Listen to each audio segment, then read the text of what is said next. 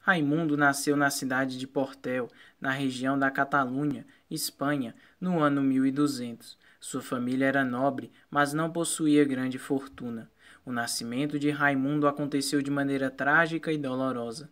Sua mãe faleceu durante o trabalho de parto, antes que Raimundo nascesse. Por esta razão, Raimundo foi chamado de nonato, cujo significado é não nascido de mãe viva, isto é, ele foi retirado do corpo já sem vida de sua mãe. Raimundo tinha inteligência privilegiada, por isso cumpriu seus estudos primários com facilidade. Já na adolescência, apresentou vocação para a vida religiosa. Quando seu pai percebeu isso, enviou-o para cuidar de um pedaço de terra que pertencia à família. A intenção do pai era fazer com que o filho desistisse da ideia de ser religioso. Porém, a atitude do pai levou a história para onde ele menos queria. Viver na fazenda, no silêncio, na solidão e em contato com a natureza só fez fortificar ainda mais a vocação de Raimundo. Ele cuidava da fazenda, porém nas horas livres dedicava-se à oração e à contemplação.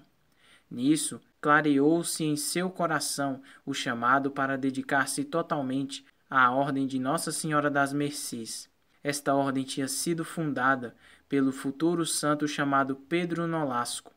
Este era amigo de Raimundo. A ordem religiosa tinha uma missão muito especial no tempo de São Raimundo Nonato: libertar os cristãos que tinham sido presos e escravizados pelos muçulmanos, mouros. Com muita dificuldade, Raimundo Nonato conseguiu que seu pai autorizasse seu ingresso na vida religiosa. Isto só aconteceu em 1224.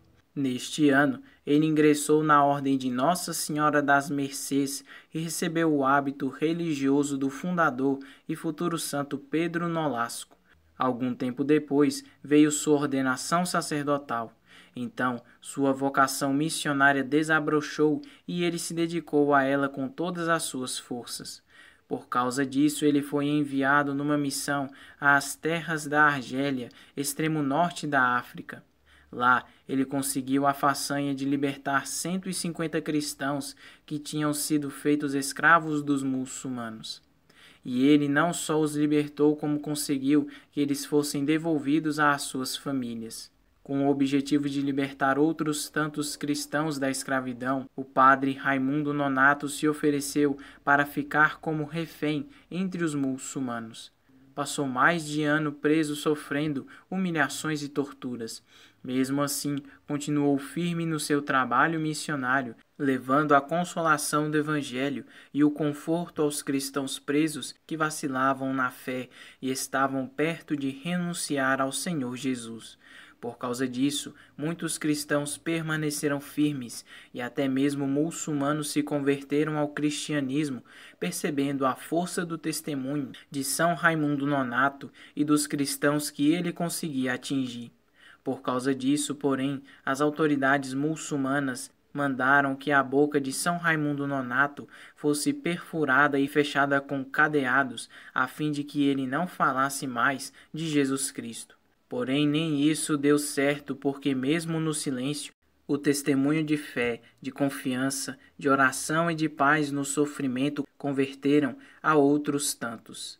São Raimundo Nonato sofreu todas essas torturas por 8 meses. Depois foi libertado. Porém, estava com sua saúde abalada. Voltou para a Catalunha em 1239.